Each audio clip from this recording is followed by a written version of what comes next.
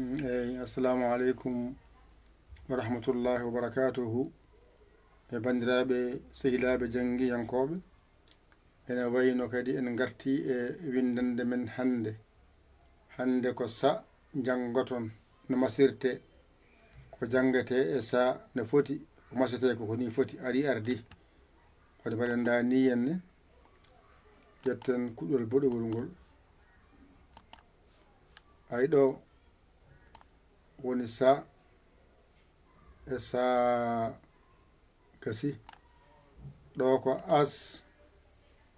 e as ɗo sas sas timmi ɗo ko si e si ɗo is is ɗo sis sis gasi ɗo ko se e se ɗo ko es e es ɗo ko ses e ses ɗo ko sos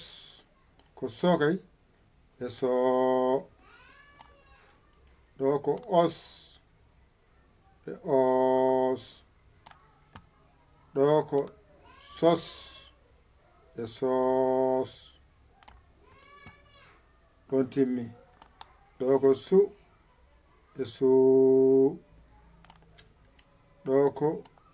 us e us ɗo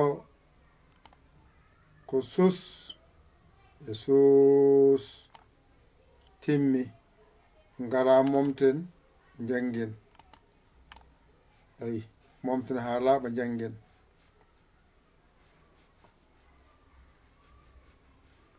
ɗo woni sa e sa ɗo ko si e si ɗo ko se e se ɗo ko so e so ɗo ko su e su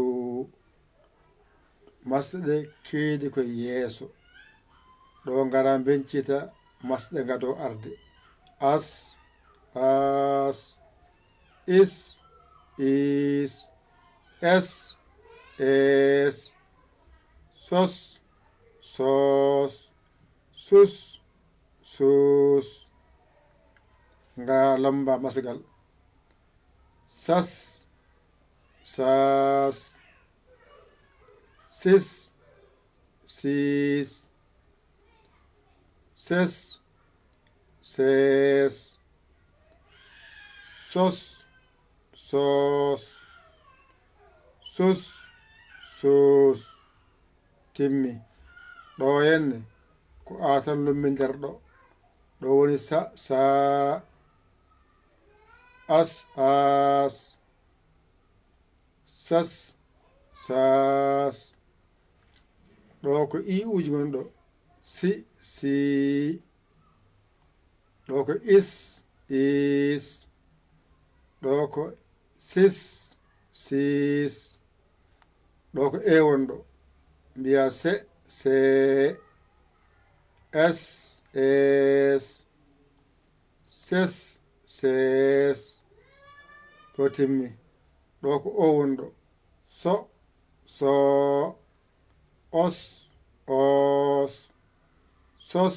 sos ɗo timmi ɗo ko u wonɗo su su us us sus sus janggen ɓaren sa sa si si se se so so su su galaɗo as as is is es es os os sus sus lomben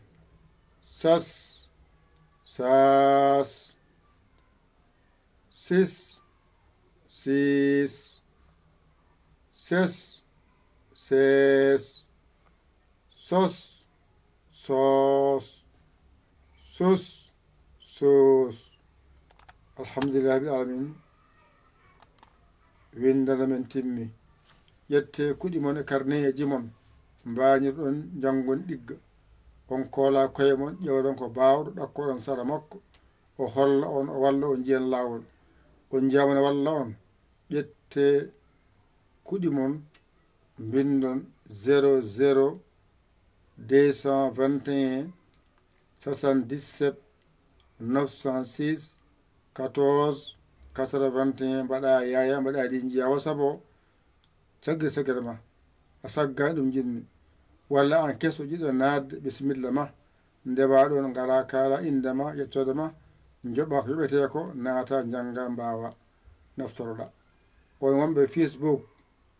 e wonɓe YouTube mbaɗe hen balle moɗon mbaɗe hen jingere moɗon mbaɗe hen balle moɗon e jingere moɗon onon funnague naaɓe hirnague worgo rewo jangoɓe hen ɓe mbiyanmi kaldanmi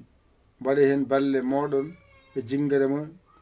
e duuso mon e golle mon jahoje ɗe golle enen ndendiɗe on jarama jokki golle jokkataɗe jokkata goto foof tena ware fukka nelda walla jinga nane haala jaaɓe haala yo Allah wallu on nande e jabde e gollude ko musidɗo mon guiɗo mon saabu Allah Yaya Ly ko Sénégal an jiiɗi wadde hen o mbatta ko 00 221 77 906 14 81 mbaɗa Yaya mbaɗa Ly jiiya nanna ko nandata ko nelda gara kala indema yettere ma a waɗi hen ballal ma saabi Allah gasi jokkan jangde yo Allah wallu yo Allah newnu yo Allah reen kadi yo Allah won goddidere bowal. Wassalam.